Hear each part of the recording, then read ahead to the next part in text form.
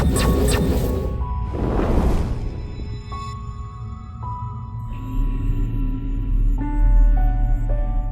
நேயர்களே, மற்றொரு நெட்டுக்கு நிகழ்ச்சியினூடாக இணைந்திருக்கின்றோம்.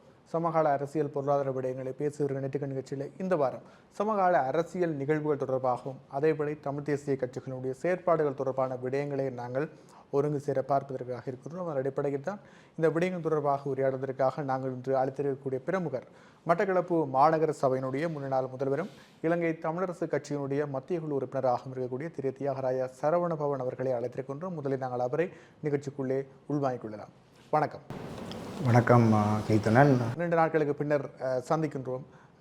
இந்த விடயங்கள் தொடர்பாக சமகால அரசியல் விடயங்கள் தொடர்பாக நாங்கள் பேசுவதற்கு முன்னர் அண்மையில் நாங்கள் பார்க்கின்ற போது உங்களுடைய காலப்பகுதியிலும் முயற்சிகள் எடுக்கப்பட்ட ஒரு விடயம் தொடர்பாகத்தான் இந்த விடயங்களை பேசப் போகின்றோம். குறிப்பாக மட்டக்களப்பு மாநகர சபைக்கு சொந்தமான பொதுசேன நூலகத்தினுடைய அபிவிருத்தி பணிகள் தொடர்பான விடயங்களை அந்த விடயங்கள் இந்த காலப்பகுதியில் எந்த கட்டத்தில் இருக்கிறது என்ப விடயங்களை நாங்கள் ஒரு தெளிவுபடுத்தலாக அல்லது அலசி பார்ப்பது தேவைப்பாடாக ஒன்றாக இருக்கிறது. அண்மையில் நாங்கள் பார்க்கின்ற போது மட்டக்களப்பு மாநகர சபையிடம் நூலகத்தினுடைய ஒரு பகுதியினுடைய வேலைகள் முடிவடைந்ததாக குறிப்பிட்டு அது ஒப்படைக்கப்பட்டிருக்கிறது மாநகர, அதாவது பொது நூலகத்தினுடைய ஒரு பகுதி கையளிக்கப்பட்டிருக்கிறது மாநகர சபையிடம்.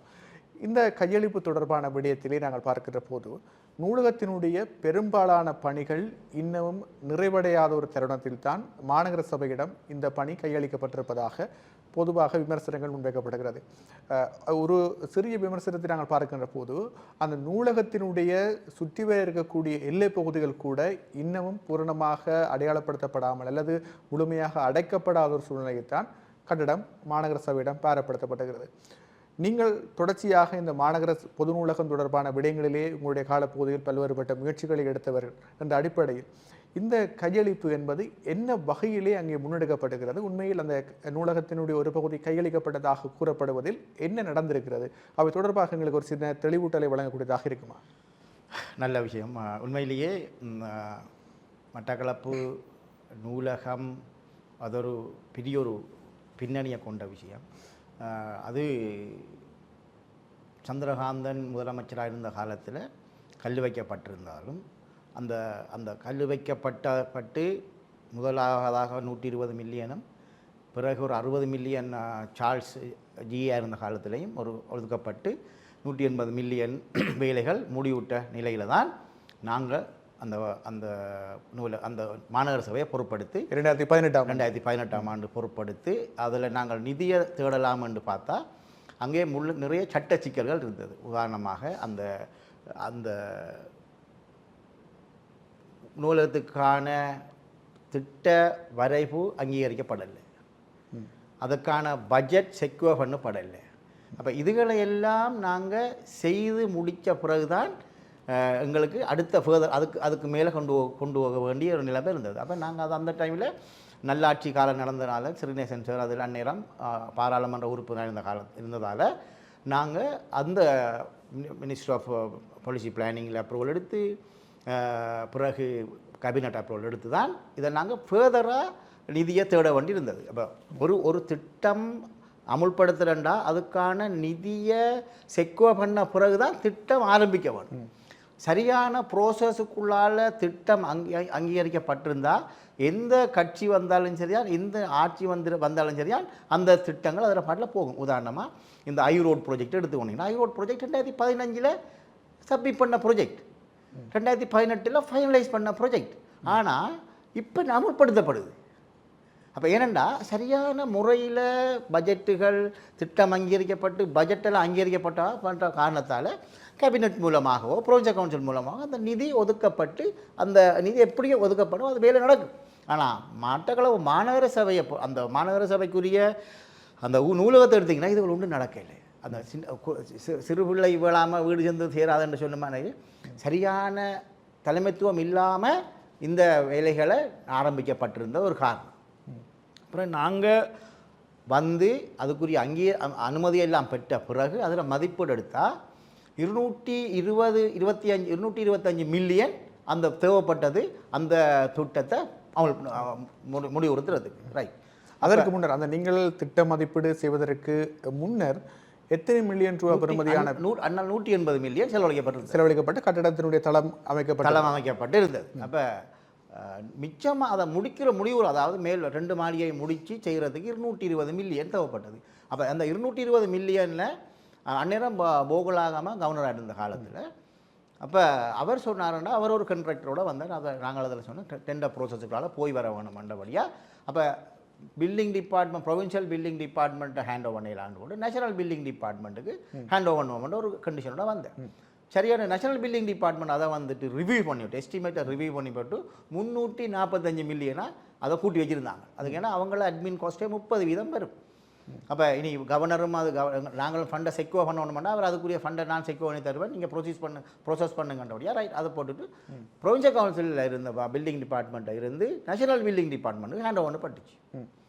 நேஷனல் பில்டிங் டிபார்ட்மெண்ட்டுக்கு ஹேண்ட் ஓவர் பண்ணுனா 345 மில்லியனாக அது எஸ்டிமேட் ரிவைஸ் பண்ணப்பட்டு அதெல்லாம் அந்த டோம் எல்லாம் திருப்பி நாங்கள் அந்த அந்த அந்த ஸ்ட்ரக்சரையே மாற்றி ரீடிசைன் பண்ணி எடுத்தது. அப்படி 345 மில்லியனை செக்யூர் பண்ணக்குள்ள அந்த ப்ராஜெக்டை நாங்கள் அப்ரூவ் பண்ணக்குள்ள தான் எங்களுக்கு டெண்டரை அப்போ எங்களுக்கும் நேஷனல் பில்டிங் டிபார்ட்மெண்ட் ஒரு அக்ரிமெண்ட் இருந்தது. அப்போ அந்த அக்ரிமெண்ட்டின் பிரகாரம் 2018 இதெல்லாம் ஃபைனலைஸ் பண்ணி 2019 ஏப்ரலில் டெண்டர் கால் பண்ணி முடிக்கணும். டெண்டர் கால் பண்ணி அவார்ட் பண்ணோம். 2020 டிசம்பரில் கம்ப்ளீட் பண்ணோம். இதுதான் நாங்களோட ஒர்க் பிளான் சப்மிட் பண்ணப்பட்டோம் எங்களுக்கு. அதன் பிரகாரம் நாங்கள் என்ன செஞ்சோம்னா 200 மில்லியனை செக்யூர் பண்ணினோம். மாநகர சபை நிதி, மாநகர சபையில் ப்ரொவின்சியல் கவர்னர் ஒரு 100 மில்லியனும் மினிஸ்ட்ரிக்குள்ள நேஷனல் மினிஸ்ட்ரிக்குள்ள இன்னொரு 100 மில்லியனும் எடுத்து 200 மில்லியன் நாங்கள் செக்யூர் பண்ணணும். செக்யூர் பண்ண நேரம் அதே நேரம் பிரைம் மினிஸ்டர் அலோகேஷன் ஃபண்ட் ஒன்று 147 மில்லியன் அவர் கவர்னர் பிரைம் மினிஸ்டர் அலோகேட் பண்ணியிருந்தவர். அதாவது அலோகேஷன் தான் இம்ப்ரெஸ் அலோகேஷன் அலோகேட் பண்ணியிருந்தார். அது எடுக்கக்கூடிய மாதிரி ஏற்பாடு இருந்தார். அப்போ 345 மில்லியன் செக்யூர்ட். ஆனால் என்ன நடந்ததுன்னு சொன்னால் இந்த நேஷனல் பில்டிங் டிபார்ட்மெண்ட் சேர்மன் மாறிட்டார். அப்போ இந்த எங்களோட அக்ரிமெண்ட் எங்களுக்கு சப்மிட் பண்ண ஒர்க் பிளானின் படி ஏப்ரல் 2019 ஏப்ரல் அவர் டெண்டரை கால் பண்ணியிருந்தா, ஜூலையில் அவார்ட் பண்ணியிருந்தா டிசம்பரில் போயிடும். அப்போ அந்த காலத்தில் தான் சேர்மன் மாறி சேர்மன் அதை அப்படியே ட்ராக் பண்ண தொடங்கிட்டார். ட்ராக் பண்ண தொடங்கல கோலாபாயோட காலம் வந்துச்சு. கோதாபாய காலம் வந்தால் டெண்டர் கால் பண்ணக்குள்ள ஆஞ்சநேயரும் போட்டிருந்தவர், இன்னொரு சில ஃபோக்கஸும் போட்டிருந்தது. அப்போ அந்த டைமில் ஒரு 1 மில்லியன் தான் டிஃப்ரெண்ட் இருந்தது 2 பேருக்கு இடையில். அப்போ அதால் அவங்க அந்த டெண்டர் அவார்ட் பண்ண இல்லை.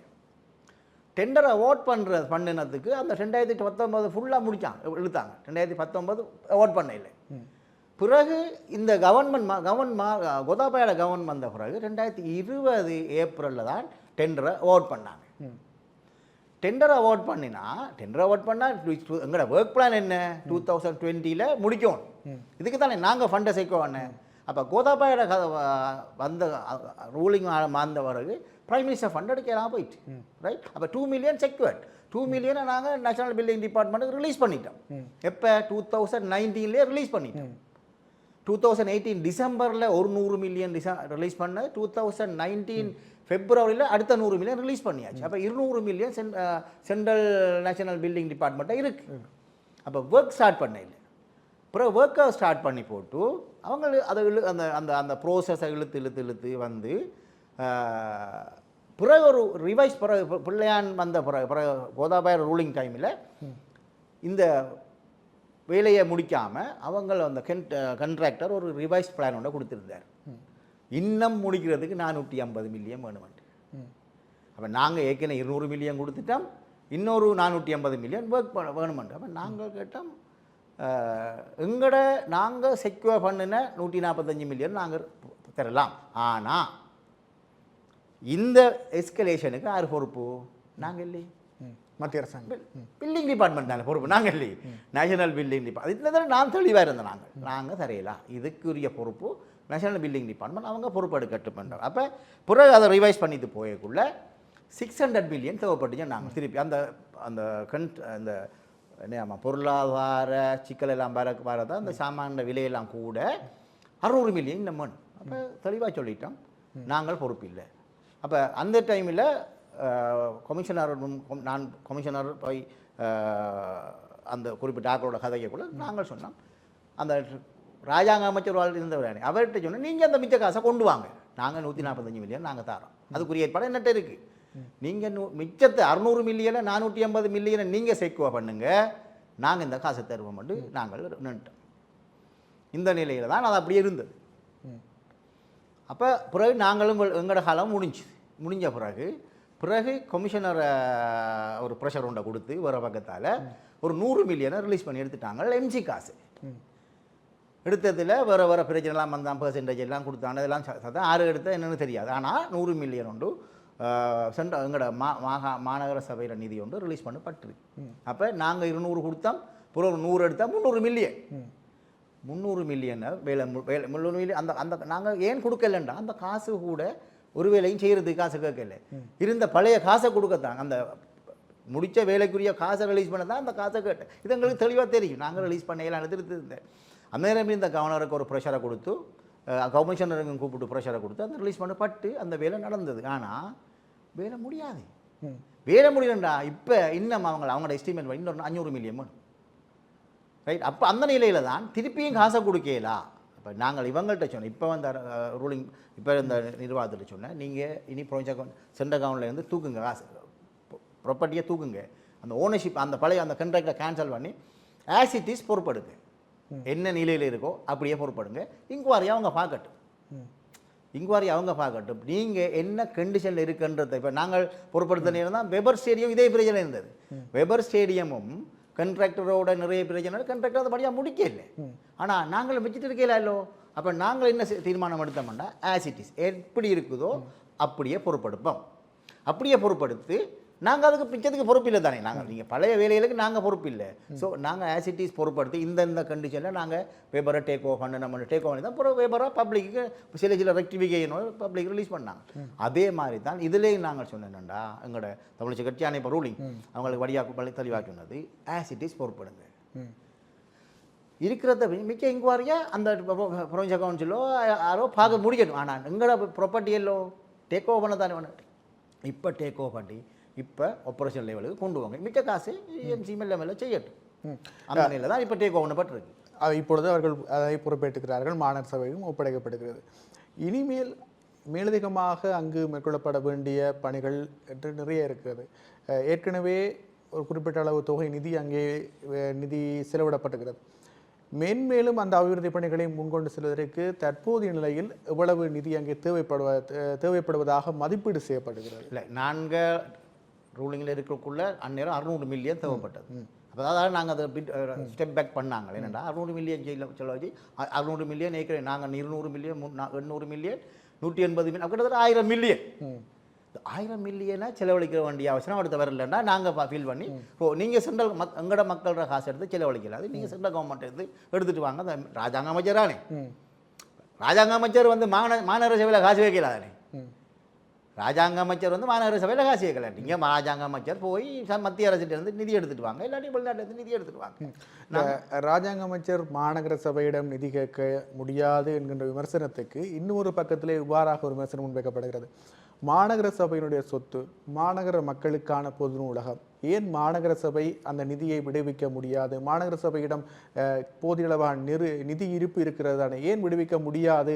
மாநகர சபை அந்த நேரத்தில் பிழை விட்டது என்கின்ற விமர்சனமும் நீங்கள் குறிப்பிடுகின்ற அதே ராஜாங்க அமைச்சருடைய தரப்புகளினால் முன்வைக்கப்படுகிற குற்றச்சாட்டாக. ஆனால் உண்மையிலேயே ஒரு உள்ளூராட்சி நிதி நிறுவனங்கள அந்த அடிப்படைய அறிவாச்சரிவு சொல்கிறவங்க அப்படி கதைக்க மாட்டாங்க. ஏனெண்டா உள்ளூராட்சி நிறுவனம் சின்ன நிறுவனம், தனக்குரிய தேவையை தான் தேடி எடுத்து செய்யும். ஆனால் நீங்கள் இலங்கையில் உலகத்திலையும் பெரிய பெரிய திட்டங்களை மத்திய அரசு தான் செய்யணும், மத்திய அரசுகளாலாம் செய்யணும். அதுதான் அடிப்படை. இப்போ 1000 மில்லியனை உள்ளூராட்சி மன்றம் ஒன்று அமுல்படுத்த வேணுமெண்டா அதை விட மற்ற வேலை நிறைய இருக்கணும். இப்போ எங்களோட பட்ஜெட்டில் நாங்கள் ஒரு பெர்சன்டேஜ் தான் இப்படியான வேலையை கொடுக்கலாம். மற்ற கலவம் 20 வட்டாரம் அபிவிருத்தி செய்ய வேணும், அபிவிருத்திக்குள்ள ஒன்றில் ரோட் வழிகான அதை விட மற்ற செலவுகள் இருக்குது. அப்போ எங்களோட மொத்த நிதியே மொத்த வருமானமே 250-300 மில்லியன் தான் எங்களோட மொத்த வருமானம். அந்த வருமானத்துக்குள்ளே நாங்கள் 600 மில்லியனை செலவழிக்கிறன்றது அது அடிப்படை அறிவில்லாத கதை. அப்போ பேசிக்கில் இப்படியான திட்டங்கள் முழுதும் வெளி நிதியிலிருந்து செய்ய வேண்டிய வேலை. இப்போ நான் மாநகரத்துக்குள்ளே செய்த பெரிய வேலைகள் முழுதும் வெளி நிதி.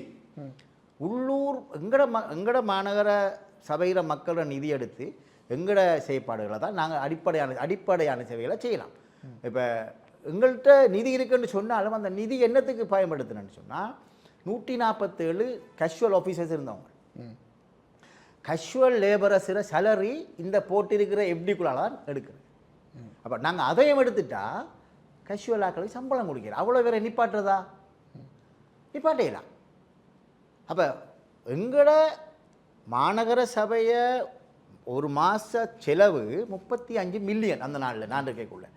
அந்த 35 மில்லியனில் 20 மில்லியன் மாநகர சபை தானே தேடி எடுக்கணும். 21 மில்லியன் 14 மில்லியன் மத்திய அரசிட்டிருந்து மீளழிப்பு செய்யப்படும். மிச்சம் 21 மில்லியனும் மாநகர சபை தேடி செலவழிக்கணும். அப்போ 21 மில்லியனில் எங்களுக்கு நிதியை தேட வேண்டிய பொறுப்பு இருக்குல்ல. இந்த சோழவரின்றது சின்ன காசு. சோழவரி 60 மில்லியன் தான் எங்களோட மொத்தமாக எங்களோட எஸ்டிமேட். அப்போ நாங்கள் வேறு மூலங்களாக தான் நிதியை தேடுறோம் நாங்கள். அப்போ அதுக்குள்ளே 600 மில்லியனை கொண்டே போடலாமன்றது, அதை செலவழிக்கணுமன்றது ஒரு அடிப்படை அறிவில்லை. ஆனால் இந்த டிஜிட்டல் வேர்ல்டில் இப்படி ஒரு இன்வெஸ்ட்மெண்ட் தேவையானது இந்த பர்சனலான கல்வி. இப்போ ஒரு உதாரணம் சொல்கிறேனே, நாங்கள் வந்த பிறகு மட்டக்களப்பு லைப்ரரியை பொது நூலகத்தை 1 கோடி ரூபா திட்டம் ஒன்றுக்குள்ளால் அபிவிருத்தி டிஜிட்டலைஸ் பண்ணாங்க. சரியா? டிஜிட்டலைஸ் பண்ணினது எங்களோட லைப்ரரியை. அந்த லைப்ரரி டிஜிட்டலைஸ் பண்ண சில்ட்ரன் லைப்ரரி டிஜிட்டலைஸ் பண்ணினோம். அந்த ரீடிங் யூனிட் எல்லாம் டோட்டல் டிஜிட்டலைஸ் பண்ணினோம். 1 கோடி 10 மில்லியன் ப்ரொஜெக்ட். அதில் இருந்து அந்த லைப்ரரியில் இருந்து இலங்கையில் உள்ள எல்லா யூனிவர்சிட்டி லைப்ரரி ரிவ்யூ பண்ணலாம். ஒரு ஆள் வந்து பார்க்கல. சில்ட்ரன் லைப்ரரியை டெவலப் பண்ணோம். ஒரு பிள்ளை வந்து பார்க்கல. நாங்கள் ஃப்ரீ டிரான்ஸ்போர்ட் தரோம். நர்சரிகளுக்கு எல்லாம் அனௌன்ஸ் பண்ணோம். நீங்கள் பிள்ளைகள் வார நேரம் சொல்லுங்கள், நாங்கள் பஸ் அனுப்புகிறோம். வர இல்லை. இப்போ அந்த லைப்ரரியை தேடி போகிற காலம் குறைஞ்சிட்டല്ലോ. போகிற எண்ணிக்கை குறைஞ்சிட்டு 140. நான் டேட்டா எடுக்கக்குள்ள ஒரு கிழமையில் 152 பேர் தான் லைப்ரரியே வர்றாங்க. அப்போ இந்த நிலையில் இவ்வளோ காசை செலவழிக்கலாமான்றது என்ற ஒரு கேள்வி ஒன்று இருந்தது. ஆனால் தேவையை ப்ரையாரிட்டைஸ் பண்ணி தானே முன்னுரிமை அடிப்படையில் நாங்கள் செலவுக்கு கொடுக்கோம். அப்போ எங்களுக்கு இப்போ லைப்ரரிக்கு அவ்வளோ காசை கொடுக்குறதா, மக்களோட அடிப்படை வேறு செலவுகளுக்கு வேறு தேவைக்கு முன்னுரிமைப்படுத்துகிறாண்டா, அதுதான் முக்கியம். வரும் அது அவ்வாறு இருக்கலாம், அது உங்களுடைய கருத்தாக அமையலாம். ஆனாலும் கூட ஒரு நூலகம் என்பது மாநகரத்துக்கு மிக அவசியமான ஒன்றாக இருக்கின்றபடியே இப்போ என்னுடைய வினாவு என்னவென்றால், இப்போது மாநகர சபை பொறுப்பேற்றுகிறது. அங்கு வகையான அபிவிருத்தி பணிகள் முற்று பெற்றிருக்கிறது. என்ன கட்டத்திலே தற்போது மாநகர சபையினுடைய அந்த நூலகம் இருக்கின்றது இப்போது நிலையிலே? குறிப்பாக உடனடியாக ஒரு வாசிப்பு தளத்தை உருவாக்கி வாசிப்பதற்கான பகுதியை கொடுக்கக்கூடியதாக இருக்கிறதா, அல்லது ஒரு கூட்டங்களை ஒழுங்குபடுத்தக்கூடியதான பகுதிகளாக இருக்கிறதா, அல்லது அபிவிருத்தி பணிகள் இன்னமும் அங்கு முன்னெடுத்தால்தான் அதை பயன்படுத்தக்கூடிய நிலை இருக்கிறதா? என்ன நிலவரம் தற்போது அங்கே கையளிக்கப்பட்ட நிலையில் இருக்கிறது? நான் இல்லை உள்ளுகளை நம்ம இப்போ நான் பார்க்கல. ஆனால் நான் கேள்விப்பட்டதுலேருந்து கம்ப்ளீஷன் வெரி பேட். அதாவது அந்த பூச்சிகளில் இன்னும் கொட்டு போச்சு சரியில்லை, கதவுகள் சரி, நிறைய கம்ப்ளைண்டோட தான் டேக் ஓவர் பண்ணிக்கிறாங்க. இனியா சில ரெக்டிஃபிகேஷன் அவங்க செய்ய வேணும். செய்தவரா இப்போ 22ஆம் தேதி இனோகிரேட் பண்ணுறாங்க, ஓப்பன் பண்ணுறாங்கன்னு நினைக்கிறேன். பிரசிடெண்ட்டாக வாராருன்னு நினைக்கிறேன். அப்போ அதை பொறுப்படுத்திட்டு நாளைக்கெல்லாம் பிரசிடெண்ட்டை நம்ம நிதிகளை தேடுறாங்களோ தெரியாது. ஆனால் மிக மோசமான கன்ஸ்ட்ரக்ஷன் ஆகத்தான் அது இதுக்குண்டு ஒரு கம்ப்ளைண்ட் வந்திருந்தது. எனக்கு நான் போய் பார்க்க இல்லை. ஆனால் இருக்கிறத இந்த ஆஃபீஸ் அந்த சில யூனிட்டை ஸ்டார்ட் பண்ண போகிறாங்க. பட் அது சிலதை டிஜிட்டலைஸ் பண்ண போகிறாங்க. டிஜிட்டல் லைப்ரரி ஒன்று கொண்டு வர போகிறாங்க. அது இப்போ அப்படி தான் அந்த பிளான் இருக்குன்னு நினைக்கிறேன். அந்த காணியை சுற்றி ஒரு எல்லை ஒன்று போட முடியாமல் இருக்கிறது, அந்த காணி சம்பந்தமான பிரச்சனைகள் ஏதாவது செல்லுகிறதா? ஏன் அதை ஒரு எல்லைப்படுத்தி ஒரு ஒழுங்குமுறைக்குள் கொண்டு வர முடியாமல் இருக்கு? வடிவான ப்ரொஜெக்ட் ரிப்போர்ட் இருக்குது, வடிவான ஸ்கெட்ச் போட்டிருக்கிறோம் நாங்கள். அதை அதில் மொடலை நாங்கள் ஸ்கெட்ச் பண்ணாங்க. அங்கே இருக்குது, மொடல் இருக்குது. அந்த மொடலை வச்சுட்டு செய்யலாம். நாங்கள் எல்லாம் மணி இன்வால்மெண்ட்லாம் எல்லாத்துலேயும் காசு தேவைப்படுற விஷயங்களோட அதை ப்ரைவேட்டைஸ் பண்ணி செய்வாங்கன்னு நினைக்கிறேன்.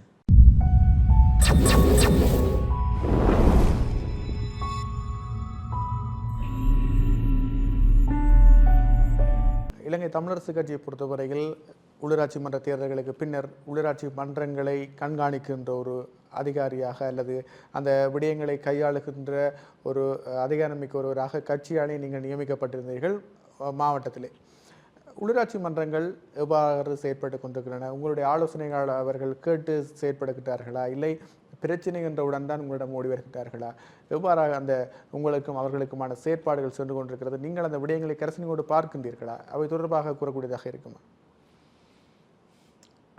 சில சில சபைகள் என்ன ஆலோசகர் என்று நியமிச்சிருக்கு, அதாவது சபை மூலமாகவே நியமிச்சிருக்கு. அப்போ அந்த சபை மூலமாக ஆலோசகராக நாம் என்ன நியமித்தா தான் நேரடியாக நான் அதில் தலையிடலாம். இல்லை, நான் கேட்குறேன் உங்களுடைய தவிசாளர்களுக்கான ஆலோசனைகள் உறுப்பினர்களுக்கு உண்மையிலன்னா தவிசாளர் ஒரு சபை நேரடியாக என்ன நியமிச்சிருக்குது, இவர் எங்களோட ஆலோசகர்ண்டா எனக்கு அதிகாரம் இருக்குது, நான் அங்கே போய் ஆஃபீஸுக்குள்ளே கன விஷயத்தை பார்க்குறது. இப்போ சிலருக்கு நான் பொலியால் இருந்தால் நான் ஆலோசனை வழங்குறேன். ஆலோசனை வழங்கலாமே தவிர அமுல்படுத்துகிறவங்க தானே. ஆலோசனை வழங்கலாம், அமுல்படுத்தலாம். கட்சி சில இருக்கதான் இருக்கும், ஆனால் அமுல்படுத்துறது அவங்களாம். இப்போ சில ஒவ்வொரு விடயமும் என்னட்ட கேட்பாங்க, சிலர் கேட்பாங்க, சிலர் கேட்க மாட்டாங்க. கேட்குறார்களுக்குரிய ஆலோசனை நாங்கள் வழங்குறோம். கேட்டால் தானே வழங்கலாம். ஆனால் இப்போ நியமித்தாங்கன்னா எனக்கு ஒரு அதிகாரம் இருக்குது, கட்சி நியமிச்சிருக்குது. கட்சிக்கும் அந்த தலைவர்மார் இப்படி ஒரு பிரச்சனை இருக்குது, இதுக்கு என்ன வழின்னு சொன்னால் நாங்கள் சொல்லலாம். ஆலோசகரானே ஆலோசனையை வழங்குறதா, அதை ஏற்றுக்கொள்கிறதா, அமுல்படுத்துகிறான்றது தலைவர்மார் பொறுப்பு தானே. இப்போ நாளைக்கும் நாங்கள் ஒரு இடத்துல நான் விசிட் பண்ணுறேன், ரிக்வெஸ்ட் ஒன்று வந்திருக்குது, நாலு ரிக்வெஸ்ட் வந்தால் போவோம், கதைப்போம், ஆலோசனையை வழங்குவோம். ஆனால் அதை அமுல்படுத்துறது அவங்கடா அமுல்படுத்துகிறாங்க. நீங்கள் உங்களுடைய ஆலோசனை தொடர்ச்சியாக வழங்கி கொண்டிருக்கின்றீர்கள். கேட்குறாங்களுக்கு ஆலோசனை வழங்குகிறீர்கள். இந்த விடயங்கள் தொடர்பாக உள்ளூராட்சி மன்றங்களுடைய செயற்பாடுகள் தொடர்பாக மீளாய்வுகளை நீங்கள் மேற்கொள்கின்றீர்களா? நான் பார்க்கின்ற போது சில சபைகளை பார்க்கின்ற போது செயற்பட முடியாத சூழல் இருக்கிறது. ஏற்கனவே நான் கடந்த ஒரு நிகழ்ச்சியிலும் உங்களோடு பேசியிருந்தேன். குறிப்பாக இந்த தீர்மானங்களை அவர்கள் நிறைவேற்றுகின்ற போது எதிர்க்கட்சியில் இருக்கக்கூடியவர்கள் நடுநிலை வகிக்கின்ற சந்தர்ப்பங்கள் பொழுது தீர்மானத்தை நிறைவேற்ற முடியாமல் இருக்கின்றது என்கின்ற விமர்சனம். குறிப்பாக நான் விசேடமாக வெள்ளாவளி பிரதேச சபையை பார்க்கின்ற போது இந்த பிரச்சனை இருந்தது. அவர்கள் கூட ஒரு 14 நாட்கள் சபை நடவடிக்கைகளை கூட இடைநிறுத்துவதாக கூட ஒரு கட்டத்திலே அறிவிக்க வேண்டிய சூழல் கூட ஏற்பட்டிருந்தது. இந்த சபை நடவடிக்கைகள் தொடர்பாகத்தான் நான் வினவியிருந்தேன். உங்களுடன் ஆலோசனைகளை அவர்கள் பெற்றுக்கொள்கின்றார்களா? நீங்கள் இந்த சட்ட சிக்கல்கள் அல்லது சபையிலே உறுப்பினர்களுடைய கோரம் தொடர்பான விடயங்கள் எழுகின்ற போது அவற்றை எவ்வாறாக கையாள்வது போன்ற விடயங்கள் தொடர்பாக நீங்கள் அவர்களுக்கான ஆலோசனைகளை வழங்கியிருர்களா என்ற அந்த விடயங்களை கேட்டு இது தொடர்பாக உடன் பேசியிருக்கின்றார்களா? இது உண்மையிலே இது அந்த இன்டர்பிரிட்டேஷனில் வந்த இஷ்யூ தானே. பட்ஜெட்டுக்கு இப்போ மாநகர சபைக்கோ நகர சபைக்கோ தெளிவாக இருக்குது. ஆனால் பிரதேச சபைகளுக்கு அதில் ஒரு இன்டர்பிரிட்டேஷனில் ஒரு இஷ்யூ இருக்குது. அதை இப்போ அவங்க சிஎல்ஜியும் ஏசிஎல்ஜியும் என்ன சொல்கிறாங்கன்னா நியூட்ரலாக இருந்தாலும் எதிராக தான் பார்க்க வேணும். நாங்கள் மாறி கேட்போமே, ஏன் சப்போர்ட் நாங்கள் இப்போ அது சம்பந்தமாக அன்றைக்கு அந்த தவிசாளர் சொல்லியிருக்குது, ரூலிங் கேட்டு போடுங்க, 2 வீக்ஸுக்குள்ளே ரூலிங் தர வேணும். இதுக்கு ரூலிங் என்ன எங்களுக்கு அந்த லோக்கல் அத்தாரிட்டியை கைட் பண்ணுறதுல ஒன்று சிஎல்ஜி, மற்றது ஏசிஎல்ஜி, லோக்கலாக ஏசிஎல்ஜி, அங்கே ப்ரொவின்ஷியலாக சிஎல்ஜி. அவங்கள அந்த ரூலிங்கை 2 வீக்ஸில் தரலைன்னா நான் கேஸுக்கு போவோம், ஷுவராக கேஸுக்கு போகிறோம். இப்போ ரூலிங் நான் இப்போ நேற்று இப்போ நெக்ஸ்ட் வீக் இந்த வீக்கில் கடிதத்தை போடுவார். இந்த வீக்கில் அவர் கடிதத்தை போட்டு ரூலிங் தரலைண்டா நான் கேஸுக்கு போகிறோம். கேஸுக்கு போய் கோர்ட்ஸுக்கால நாங்கள் தீர்ப்பெடுப்போம். அதானே தீர்ப்பு. ஏன்னா இதில் இப்போ சபை நடவடிக்கைக்கெல்லாம் கொண்டு இதை கொண்டு வந்து பூத்த இல்லாதானே. பட்ஜெட்டுக்கு நீங்கள் கொண்டு வரீங்க, நாங்கள் அக்ரி பண்ணுறோம். ஆனால் இது சபை நடவடிக்கை பேசிக். அதனால தான் பேசிக் ஒரு ஒரு பேமெண்ட்டை செய்கிறதுல நீங்கள் இப்படி அரசியல் பார்த்தீங்கன்னா வேலை செய்யற இல்லையா? ஸோ நாங்கள் உங்கள்கிட்ட ரூலிங்கை கேட்குறோம். அதுதானே இப்போ ரூலிங் கேட்டு கடிதத்தை போட சொல்லியிருக்குது. ரூலிங் கேட்டு இந்த ரூலிங்க்கு நீங்கள் என்ன ரிப்ளை தாரீங்க? ரூலிங் அந்த ரிப்ளையை வச்சுட்டு நாங்கள் ப்ரொசீட் பண்ணுவோம். இல்லையா கோர்ட்ஸில் கொண்டு நிப்பாட்டுவோம். ரூலிங் தரலன்னு போட்டு ஏன்னா நாங்கள் எந்த ஆர்கியூமெண்ட் மட்டது அவர் எதிரண்டு நீங்கள் ஃபீல் பண்ணிங்கன்னா நாங்கள் சொல்லுவோம் பாசிட்டிவ் வேண்டி எங்களுக்கு சப்போர்ட் கேட்போம். ஸோ நாங்கள் எங்களோட சட்டவாதிகள் எங்கிட்ட இருக்கிறாங்களோ அவங்கள கொண்டு வச்சுட்டு வழக்கு போடுவோம், வழக்கு வெல்லுவோம், வழக்கு மூலமாக தீர்ப்பெடுப்போம். உள்ளூராட்சி மன்றங்களுக்கு அரசாங்கத்தினுடைய ஒதுக்கீடுகளாக இருக்கலாம், அவர்களுடைய அனுசரணைகளாக இருக்கலாம், தற்போதைய காலகட்டத்தில் எவ்வாறாக கிடைக்கப்பெறுகிறது? குறிப்பாக உள்ளூராட்சி மன்றங்களோடு ஒரு சுமூகமான உறவை மத்திய அரசு பேணுகின்றதா? அந்த நிலைமைகள் எவ்வாறாக இருக்கிறது? அந்த விடயங்கள் தொடர்பாக கூறக்கூடியதாக இருக்குமா? உதாபாயோட ரூலிங் டைமில் முதல் லோக்கல் அத்தாரிட்டிக்கு அந்த அரசு பெர்மனன்ட் ஸ்டாஃபோட சேலரி ரீஇம்பர்ஸ் பண்ணணும். அதுக்கு பிறகு என்ன செஞ்சவங்கன்னா ஒவ்வொரு வருஷமும் 20 வீதத்தால் குறைச்சி கொண்டு வராங்க. அப்போ 100 வீதமாக தந்தது 80 வீதமாகி 60 வீதம். இப்போ மாநகர சபைக்கு 60 வீதம் தர்றாங்க, மற்ற சபைகளுக்கு 40 வீதம் தர ஆரம்பிச்சதோட 40 வீதம் தருவாங்க. அப்போ 40 வீதம் தரத்தால் எங்களுக்கு தேவை எங்களுக்கு எங்களோட அந்த அந்த சபையை செல்றதுக்கான செலவு அதிகமாக இவங்களோட பக்கத்தில் பொறுப்பு ஒவ்வொரு சபைக்கும் அதிகமான பொறுப்பு கூடுது. அப்போ அந்த டைமில் நாங்கள் உண்மையிலேயே இதை குறைச்சா ஏதோ ஒரு பக்கத்தால் சப்போர்ட் பண்ண வேணும். அப்போ சில டூரிசம் மினிஸ்ட்ரிக்குள்ளால் சில ப்ராஜெக்ட்ஸ் வருதுன்னு நினைக்கிறேன். அண்ட் லோக்கல் உண்மைக்குள்ளே சென்ட்ரல் கவர்மெண்ட் நேரடியாக இந்த நிதியை ஒதுக்க இயலாது அப்படி படம் இருக்கு. ஆனால் நேஷனல் மினிஸ்ட்ரி ஆஃப் நேஷனல் பாலிசிக்குள்ளால் ஒரு அப்ரூவலோட செய்யலாம். இப்போ நாங்கள் இருக்கக்குள்ள நேரடியாக நாங்கள் செய்த ப்ராஜெக்ட்ஸ் இருக்குது. இப்போ சம்பிகரணவக்கட மினிஸ்ட்ரிக்குள்ளால் வந்தாலே நேஷனல் நேஷனல் பாலிசிக்குள்ளால் அப்ரூவல் எடுத்துட்டு நேரடியாக நாங்கள் எடுத்து செய்தாங்க. சில ப்ராஜெக்டாக கச்சேரிக்கு வந்தாலும் அது கச்சேரி டிஎஸ் ஆஃபீஸுக்கு ரிலீஸ் பண்ணாலும் நாங்கள் டிஎஸ் ஆஃபீஸோட அக்ரிமெண்ட்டை போட்டுட்டு நாங்கள் செய்தாங்க. என்னென்னா எஃபிஷியண்ட்டான வேலைக்கு. இப்போ நார்மலாக ஒரு டிஎஸ் ஆஃபீஸுக்கு அனுப்புனா அவங்க டெண்டர் கால் பண்ண மாட்டாங்க, லோக்கல் அத்தாரிட்டி கொடுப்பாங்க. லோக்கல் சிபிஓ கொடுப்பாங்க. லோக்கல் சிபிஓ இலங்கையில் எந்த சிபிஓவும் கண்ட்ராக்டிங் கெப்பாசிட்டியோட இல்லை. டெண்டரை கால் பண்ணி கொடுத்தோம்னா எங்களுக்கு சேவிங்ஸ் வரும். அந்த சேவிங்ஸ் வச்சு இன்னொரு வேலை செய்யலாம். இப்போ இப்போ இதுவரைக்கும் நான் நினைக்கிறேன் இப்போ ப்ரொவின்ஷியல் டூரிசம் போர்டால் சில காசு ரிலீஸ் பண்ணிக்கிறாங்க நினைக்கிறேன். பெரிய அளவான நிதி இன்னும் நான் கேள்விப்பட்டதில் பெரிய அளவான நிதி மட்டும் நார்மலாகவே ப்ரொவின்ஷியல் கவுன்சிலுக்குள்ளால் வர நிதிகள் இருக்குது தானே. பிஎஸ்டிஜி நிதி அது வரும். அது கொஞ்சம் இப்போ கூடி இருக்குது. நாங்கள் இருக்கக்குள்ள மிக ஒரு 5 மில்லியன் 6 மில்லியன் வர்றது இப்போ ஒரு 20-30 மில்லியன் வர வேர்ல்டு பேங்க் ப்ராஜெக்ட் ஒன்று போகுது. அதுவும் வேர்ல்டு பேங்க் ப்ராஜெக்ட் தானே. ஸ்ரீலங்கன் கவர்மெண்ட் காசில் ப்ராஜெக்ட் காசுகள் வருது.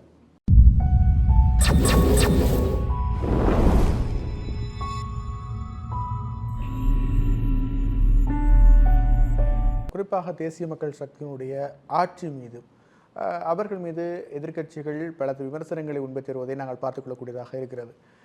இலங்கை தமிழரசு கட்சி கூட தேசிய மக்கள் சக்தி அரசாங்கத்தை விமர்சிக்கின்ற ஒரு போக்கைத்தான் நாடாளுமன்றத்திலே கொண்டிருந்தாலும் சில விடயங்களுக்கு அவர்கள் அரசாங்கத்தை விமர்சிக்காமல் அவர்கள் வைக்கின்ற ஆக்கப்பூர்வமான விமர்சனத்தை அரசாங்கம் ஏற்றுக்கொள்கின்ற தன்மையை நாங்கள் பார்த்துக்கொள்ளக்கூடியதாக இருக்கிறது. குறிப்பாக அண்மையில் கூட சபை முதல்வர் பிமல் ரட்நாயக்க தமிழரசு கட்சியை உதாரணமாக காட்டி சையத் உமதாசனுடைய கட்சிக்கு ஒரு உதாரணத்தை குறிப்பிட்டிருந்தார். இருந்தாலும் அரசாங்கம் தொடர்ச்சியாக எதிர்க்கட்சிகளிடம் விமர்சனங்களை முன்வைக்கின்ற போது மக்கள் மத்தியில் அவருடைய ஆதரவு தளம் குறைந்து வருகிறது என்று நீங்கள் எண்ணி பார்க்கின்றீர்களா? அது கட்டாயம். என்னென்னா எடுத்த உடனே அந்த சிஸ்டத்தை சேஞ்ச் பண்ணிடலாம். இந்த சிஸ்டம் சேஞ்சுன்றது லாங் டேர்ம் எடுக்கும். இப்போ சிஸ்டம் சேஞ்ச் பண்ணக்குள்ளே தான் இந்த இவ்வளவு பிரச்சனையும் வருது. உண்மையிலே நாங்கள் இந்த கவர்மெண்ட்டை மாற்றி போட்டு நாங்கள் அடுத்த மட்டாக்கள்கிட்ட தீர்வு எதிர்பார்க்கலாம். நாங்கள் எடுக்கிறோன்னா இவங்கள்ட்ட இதுக்குள்ளால் எடுக்கக்கூடிய ஒரு ஆப்பர்ச்சுனிட்டியை நாங்கள் ஒரு ப்ரெஷரை கொடுத்து செய்ய வேணும். ஆனால் அதுக்காக இவங்களை தூக்கி வெளியால் போட்டால் மற்ற இருக்கிறார்கள் எல்லாரும் நிரூபித்தவங்க கரப்டட் டீம் வந்து நிரூபித்தவங்க. இவர் அவர் காப்பாற்றுற, அவர் இவர் காப்பாற்றுற. அப்போ இவங்கள் ஏதோ 400 ஃபைலை காட்டி போட்டு 2 ஃபைலை தூக்கியிருக்கிறேன். ஆனால் இவங்களை மாற்றுற அளவுக்கு நாங்கள் ப்ரெஷர் கொடுக்க வேண்டிய அவசரம் இல்லை. ஆனால் ஆக்கப்பூர்வமான விமர்சனங்களை நாங்கள் செய்ய வேணும். சவாலான விஷயம் என்னென்னா சிஸ்டத்துக்குள்ளே இருக்கிறது கரப்டட் சிஸ்டம். அந்த கரப்டட் சிஸ்டத்தை ரெக்டிஃபை பண்ணுறது லாங் டைம் எடுக்கும். அப்போ நாங்கள் வெரி எஃபிஷியண்ட்டாக இருக்கணும். வெரி எஃபிஷியண்ட்டாக இருந்தால் தான் அதை நாங்கள் இப்போ எனக்கு தெரியும், நான் எம்சிக்குள்ளே இருக்கக்குள்ளே இந்த சிஸ்டம் எப்படி கரப்டடாக இருந்தது, எனக்கு சின்ன இடம் பண்ணபடியாக நான் நேரடியாக தலையிட்டு அதில் ரெக்டிஃபை பண்ணிட்டேன். ஆனால் இது இந்த ஸ்ரீலங்கா, இந்த ஹோல் ஸ்ரீலங்காவில் ஒரு அனுரகுமார் திசாநாயகளோ ஒரு மினிஸ்டராலையோ இது கீழே அடிமட்டத்தில் இறங்கி இந்த பிரச்சனையை பார்க்குறதுக்கான காலம் அந்த அந்த வெள்ளமாக காணாமல் இருக்குது. அதை கொஞ்சம் வளர்த்தெடுக்கணும். நீங்கள் பார்த்தீங்கன்னா மோடிக்கு கூட ஃபர்ஸ்ட் செஷன் தோல்வி, செகண்ட் செஷன்லாம் மோடி அதை பிடிச்செடுத்தவர். ஏன்னா சிஸ்டம் கரப்டடாக சிஸ்டம் வீக்காக இருக்கக்குள்ள எவ்வளத்துல வீக்கோ எவ்வளத்துல கரப்டடோ ப்ரைவேட் செக்டர் ஆகலை கொண்டு வந்து போட்டு வேலை செஞ்சவர் மோடி. அதெல்லாம் நான் மோடியோட செகண்ட் செஷன் நல்லா இருந்தது. ஸோ இங்கேயும் பார்த்தீங்கன்னா இருந்தாக்கள் இவர் தூக்கி போட்டாலும் ஏற்கனவே சிஸ்டத்துக்குள்ளே இருந்து வந்தாக்கள்லானே, சிஸ்டத்துக்குள்ளே இருந்து வந்தாக்களை நீங்கள் சேஞ்ச் பண்ணுறது சரியான கஷ்டம். அப்போ அவங்களோட ஆட்டிடியூட் அது இதெல்லாம் மேக்ஸிமம் அவங்க வேறொரு பார்ட்டிக்கு வேலைஞ்சாக்களை தான் இருப்பாங்க.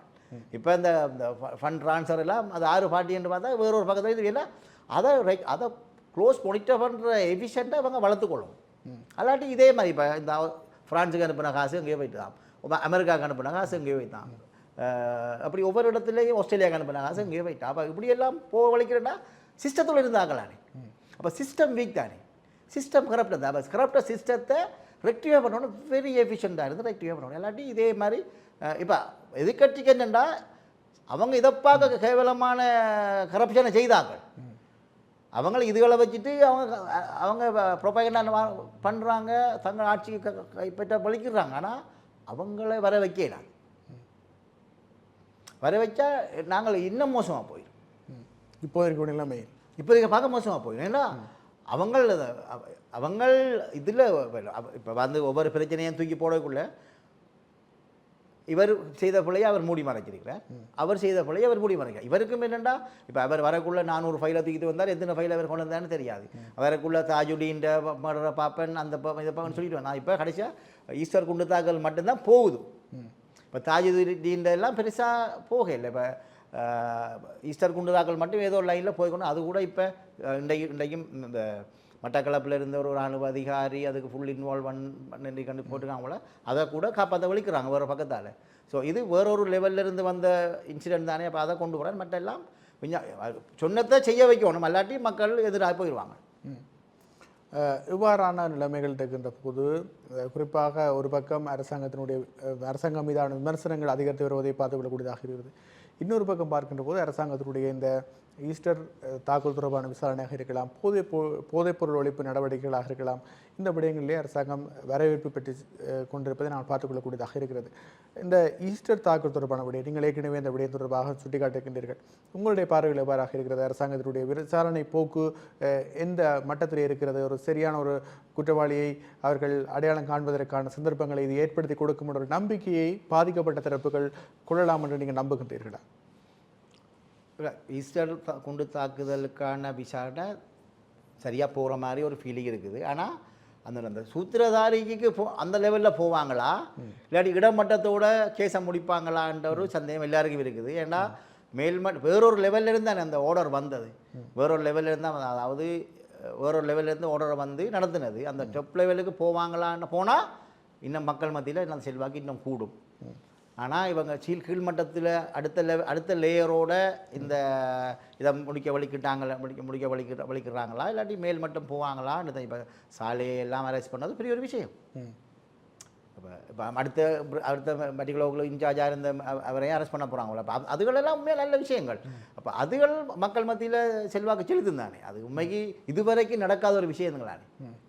இப்படி ஒரு ஜனாதிபதி ஆணைக்குழு வந்து சிம்பிளாக போடுவாங்க. ரணில் விக்ரமசிங்கிற காலத்தில், மஹிந்த ராஜபக்ச காலத்தில் ஜனாதிபதி ஆணைக்குழு நியமிக்கிறாங்க. எதுக்கான விடிய கண்டுமா ஒன்றுக்கும் பிடிவு வாரதும் இல்லை, தீர்வு வாரதும் இல்லை. அந்த அறிக்கை வந்தால் அறிக்கை வழியால் வராது.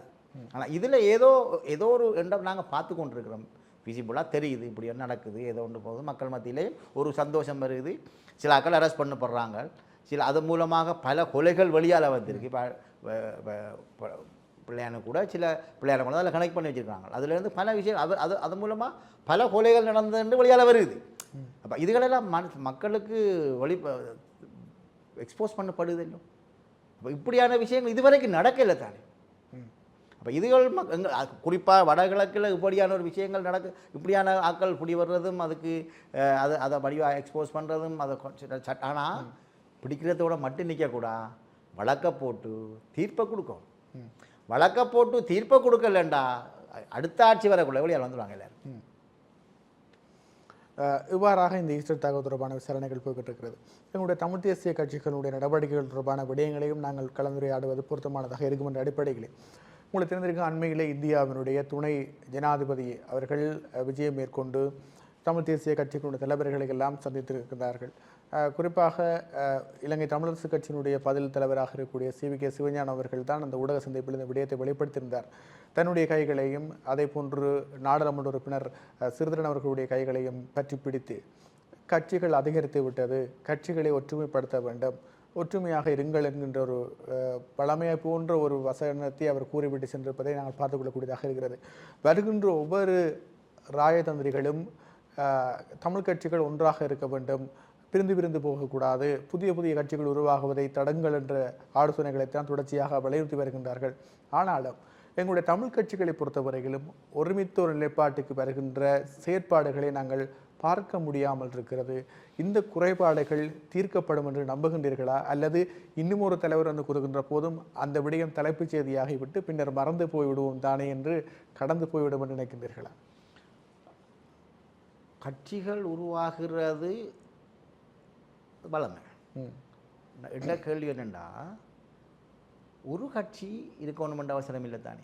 ஆனால் ஒரு கட்சி என்பதை விட தமிழ் தேசிய கட்சிகளுடைய கோரிக்கை எல்லாம் நாங்கள் ஒரு தமிழ் மக்களுக்கான ஒரு சமஷ்டி அடிப்படையிலான தீர்வை பெற்றுக்கொள்ள வேண்டும் என்ற ஒரு தீர்வில் இருக்கின்ற போது நாங்கள் எங்களுக்குள்ளே முட்டி மோதி கொண்டு இருக்கின்ற எத்தனை கட்சி உருவானாலும் தமிழ் தமிழ் தமிழ் தமிழ் தேசிய மக்கள் முன்னணி கஜேந்திரகுமார் கட்சியை தவிர மற்ற எந்த கட்சியும் சுயநிர்ணய உரிமையை எதுக்கல்லே. எல்லாரும் கோரிக்கையும் சுயநிர்ணய அது அங்கே முதலாவது கோரிக்கை தமிழகம் அது இல்லை. ஆனால் சுயநிர்ணய உரிமை நாங்கள் எல்லாரும் தான் கேட்குறோம். 6 நாள் கட்சி 7 சொன்னதா 1 சொன்னதா? ஒவ்வொரு கட்சிக்கும் ஒவ்வொரு கொள்கை இருக்கலாம். ஆனால் தமிழ் தேசிய விடுதலை என்று வந்தால் நாங்கள் எல்லோரும் உண்டு தானே. அப்போ எப்படி எதிர்பார்க்கலாம் இந்தியா எல்லோரும் ஒரு கட்சியாக வாண்டு? இந்தியாவில் எத்தனை ஒரு கட்சியாக இருக்குது? இல்லை. ஆனால் இந்தியா சொல்கிற மாதிரி எல்லாரும் ஒரு கட்சிகளை வர சாத்தியம் இல்லை தானே. அப்போ சாத்தியம் இல்லாத ஒரு கோரிக்கையை வைக்கக்கூடாதானே. கட்சி வரலாம். எங்களோட தேசிய விடுதலை நோக்கின பயணத்தில் எல்லா கட்சியும் இபிடிபி கேட்காது, அது தமிழ் இபிடிபி கேட்காது. ஆனால் மற்ற கட்சியில் வச்சிங்கன்னா எல்லாரும் ஃபெடரலிசத்துக்கு ஓம் தானே. தமிழில் இருந்தால் நாங்கள் வேணாண்ட போகிறோமா? அப்போ அட்லீஸ்ட் ஃபெடரலிசத்தை போங்க. ரைட். 6 நாள் நாங்கள் 13ஆம் திருத்த சட்டத்தை முழுமையாக அமலாக வேணாம்னு சொல்லியிருக்கிறோமா தமிழ் கஜேந்திரகுமாரை தவிர? இல்லை தானே. அப்போ கொள்கையில் எல்லாத்தான் ஒன்றா தானே இருக்குது. எங்களோட கோரிக்கை ஒன்று தானே. எங்களோட கோரிக்கை உண்டு. ஒவ்வொருவருக்கும் தனி கட்சி இருக்கலாம். ஆனால் எங்களோட தமிழ் தேசிய பயணத்தில் எங்களோட கோரிக்கையாக நாங்கள் ஒன்று ஃபஸ்ட்டு அதுதானே. இல்லை 6 நாளும் வேணான்றோமா? எந்த கட்சியாக இல்லை எங்களுக்கு மாநில சுயாட்சி, எங்களுக்கு சுயநிர்ணய உரிமை வேணாம் என்று சொல்லியிருக்கோமா? அப்போ இது சும்மா காலத்தை இழுத்தடிக்கிறதுக்கான கோரிக்கை தான் நான் பார்க்குறேன். இந்த பார்வையில் எல்லாரும் ஒன்றா வரமாட்டாங்கன்னு எல்லாருக்கும் தெரியும். உலகத்தில் அப்படி இல்லை. சைனா அப்படி ஒரு கட்சி இருக்குது. இது வடகிழக்கில் நாங்கள் ஆளுக்கு ஒரு கட்சி அதிகரிக்கலாம். ஆனால் எங்களோட தமிழ் தேசிய விடுதலை என்று நாங்கள் வந்தால் எல்லாரும் ஒன்றை தானே கேட்குறோம். அது சும்மா காலத்தை இழுக்கிறதுக்கான கதை. நான் தான் நானும் கேட்குறேன். இண்டோ ஸ்ரீலங்கன் அக்ரிமெண்ட்டில் தெளிவாக தானே இருக்குது. ஏன் நீங்கள் அதுகளை பார்க்காம வந்து இதை காய்ச்சி கொண்டுக்கிறீங்க இல்லையோ? அப்போ அது காலத்தை இப்போ வாராங்களும் காலத்தை இழுக்கிறதுக்காக எல்லாம் உண்டாவான். இல்லை உண்டா வரையலான்னு தெரியும். அப்போ நான் கேட்குற கேள்வி, நேற்று கூட ஒரு இடத்துல காய்கள் நான் கேட்ட கேள்வியாக தான் எந்த கட்சியும் எங்களுக்கு சுயநிர்ணய வேணான்னு சொல்லியிருக்கேன். அப்புறம் நீங்கள் என்னத்தை காய்க்கிறீங்க? நீங்கள் சுயநிர்ணய உரிமைக்கு நீங்கள் ஒரு அழுத்தத்தை கொடுங்க. ரைட். ஒரு தீர்வு பொதிக்கு அழுத்தம். தீர்வு பொதிக்கு இப்போ நாங்கள் கடைசியாக நடந்த மத்திய குழுவில் தீர்மானித்தது தீர்வு பொதியுண்ட எல்லாருமா சேர்ந்து தான் சப்மிட் பண்ணுறோம். அதுக்கு லீட் பண்ணுறது தமிழக கட்சி. அதுக்காக தான் அந்த சந்திப்புகள் நடந்து கொண்டு வருது. சந்திப்புகள் நடந்து கொண்டு வருது. என்னத்துக்கண்டா ஒரு தீர்வு பொதியை சப்மிட் பண்ணுறேன்டா அதை லீட் பண்ணுறது தமிழக கட்சி, மற்ற எல்லாரும் என்டோஸ் பண்ணுறது. அப்போ அது ஒரு கோரிக்கை தானே. அப்புறம் இதில் எப்படி வேறு கோரிக்கை வரப்போகுது? தமிழ் தேசிய மக்கள் முன்னணி மட்டும் வேணாம்னு சொல்லுவோம். அவங்க 12ஆம் திருத்த சட்டம் வேணான்னு சொல்லுவாங்க. ஆனால் அதில் போய் எலெக்ஷனை கேட்பாங்க. தமிழீழம் கண்டாலும் தமிழீழம் அதில் என்ன குறை சொல்லுவாங்க. அந்த குறை சொல்கிற ஆக்களாக தான் இருப்பாங்களே. நாங்கள் மற்ற எல்லா கட்சியும் உண்டா தானே ஒரு கோரிக்கை தான் செய்யும். அப்போ இதில் என்ன உண்டா வான்னு சொல்கிறது காலத்தை இழுக்கிறதுக்கான கோரிக்கையாக தான் நான் பார்க்குறேன். ஆனால் நான் கேட்குற கேள்வி, நாங்கள் எல்லோரும் உண்டை தானே கேட்குறோம். அந்த உண்டை தர்றதுக்கான அழுத்தத்தை கொடுங்களேன்.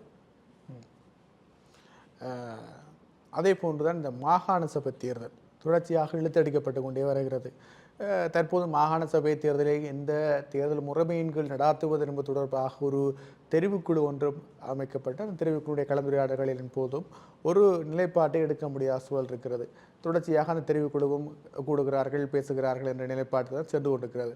மாகாண சபை தேர்தல் தொடர்ச்சியாக இழுத்தடிக்கப்படுகின்ற விடயம் தொடர்பாக உங்களுடைய கருத்தை எவ்வாறாக அமைய போகிறது?